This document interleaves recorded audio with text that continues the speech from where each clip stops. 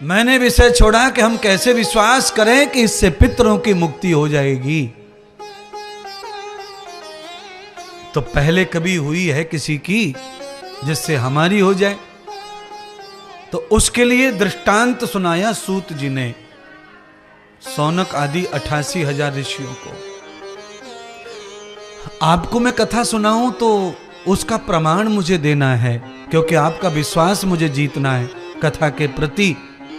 आज कथा सुनने जो आया वो कल हर हाल में आना ही चाहिए और 2-4 लोग साथ लाना चाहिए। मैं उस हिसाब से कथा सुनाऊंगा आज, क्योंकि मुझे आपका विश्वास जीतना है, आपकी श्रद्धा को मैंने तैयार करना है, आपको कथा से जोड़ना है।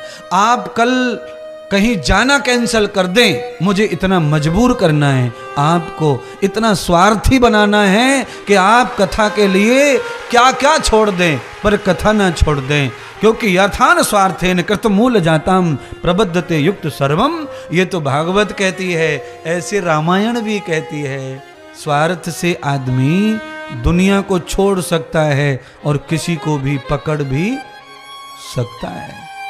स्वार्थ ऐसी चीज है। तो भागवत का स्वार्थ नहीं होगा ना तो मन नहीं लगेगा कथा में।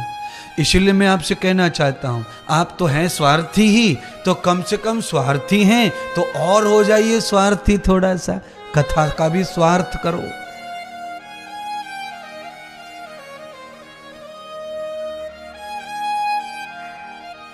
कल से क्या कहना, कल, आज तो आ ही गए, अब कल कोई तुमसे कहे कि आ जाओ, आज आखिरी दिन है फार्म भरवे को, तो तुम उसको बोल दो कि आखिरी को हम फार्म नहीं भर रहे, भरेगो तो भर जाएगो, नहीं भरे मत भरे। हम तो कल भर दिए इंद्रदेव के पास में फार्म, पहले वहीं जाएंगे। कोई आपको कितना भी इमरजेंसी दिखाए पर आप टालो उसको अब, क्योंकि महात्मा जो आपको देने वाला है वो कई जन्मों के साथ रहने के लिए देगा, और 2 कोई और तुम्हें देने वाला है वो आपके इसी जन्म में काम आने वाली चीज देगा, सामान देगा, सिलेक्शन देगा। मैं आपका सिलेक्शन कर रहा हूं कई जन्मों के लिए। सत्कर्म कभी खत्म नहीं होते और शुभ कर्म कभी जीवित नहीं रहते। शुभ कर्म भोगने के बाद खत्म हो जाते हैं, सत्कर्म भोगने के बाद भी खत्म नहीं होता। इसीलिए 88,000 ऋषियों को सूत जी ने कहा। अच्छा, 88,000 ऋषि कैसे थे? ऐसे नहीं थे कि मांगने खाने वाले, कमाने वाले, ना। 100 साल तपस्या की हिमालय में ऐसे ऋषि मुनि,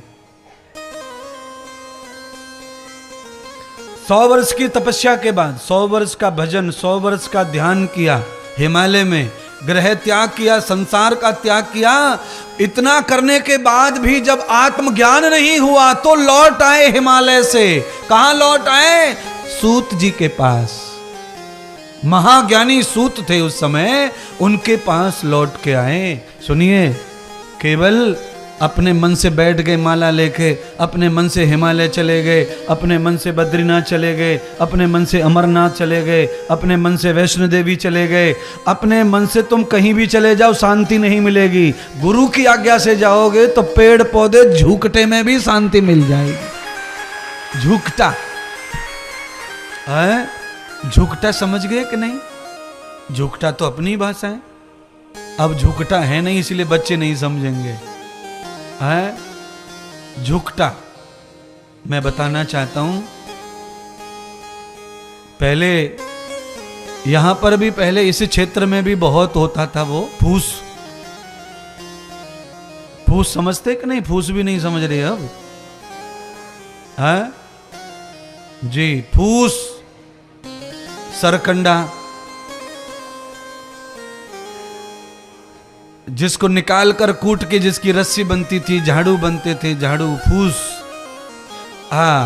तो जो फूस है वो ऐसे फैल के पैदा होता ना, उसी को कहते हैं, मैंने जो अभी कहा था, झुकटा, झुंड। यानी कि कई प्रकार के बड़ी घास एक जगह बड़ी हो जाए उसको ही झुकटा बोलते हैं, झुंड बोलते हैं। अर्थात मैं ये कहना चाहता हूं कि गुरु के वचन, गुरु का ज्ञान लेकर कोई उस झाड़ी के नीचे भी भजन करने बैठ जाए तो वहां भी आत्मज्ञान हो सकता है, पर बिना गुरु की कृपा के आत्मज्ञान हिमालय में भी होने वाला नहीं है। क्यों नहीं होगा? हिमालय में जाके आत्मज्ञान हो कैसे जाएगा? आत्मज्ञान हिमालय में जाके इसलिए नहीं होगा क्योंकि तुम भी वही हो, मन भी वही है, चित्त भी वही है, बुद्धि भी वही है और सोच भी वही है। जगह बदलने से सोच नहीं बदलती, सोच बदलती है सत्संग से। नाले का काला पानी कब सफेद दिखता है?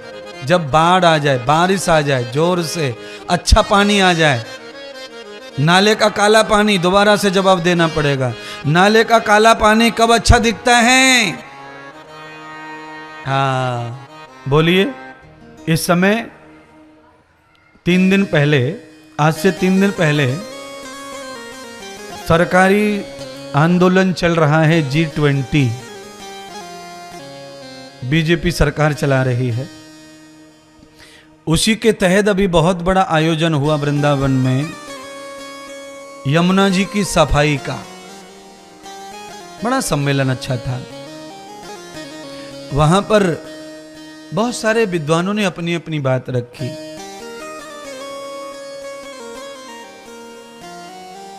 यमुना की सफाई की जरूरत कब पड़ती है? जब बारिश न हो तब पड़ती है। अर्थात यमुना में पानी कम हो जाता है तो यमुना गंदी होती है, दिखती है।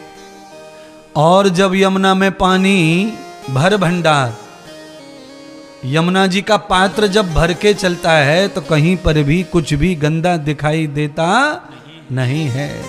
यानी कि किसी भी नदी को पवित्र रखने के लिए उसमें ज्यादा पानी होना आवश्यक है। बारिश का पानी होना चाहिए।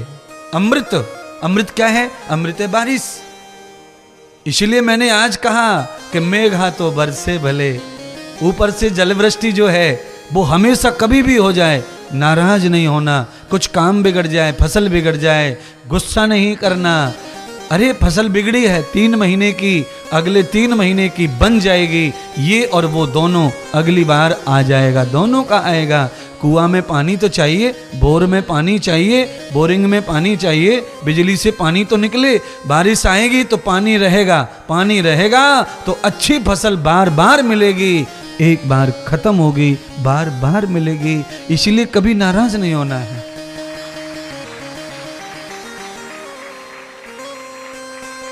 आपको संपन्नता से कथा का आनंद लेना है।